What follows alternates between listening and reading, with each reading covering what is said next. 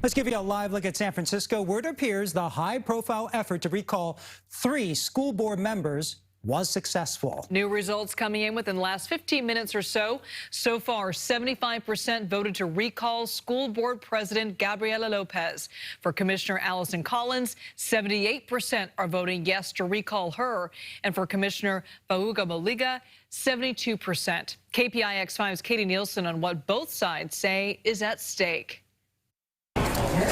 In San Francisco's first recall election since 1983, about 25% of eligible voters cast their ballots in early voting, a low turnout for an election that could drastically change the city's school board. Every vote counts, and I myself am a San Francisco native. I've seen the city change so much, so I definitely want my voice to be heard. The question voters had to answer was whether to recall 3 school board members of the San Francisco School Board, after proponents say the board failed students during the pandemic by focusing on the idea of renaming schools instead of planning to bring students back to class, then changing the admissions policy at Lowell High School from merit-based to a lottery system.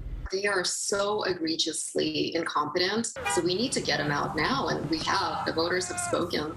But opponents say this was all a power grab, with funding coming from millionaires and billionaires looking to privatize public schools. Well, this recall has not been about making sure all voices are being heard. Opponents say this entire exercise was a waste of time and money because the board members were up for re-election in November anyway.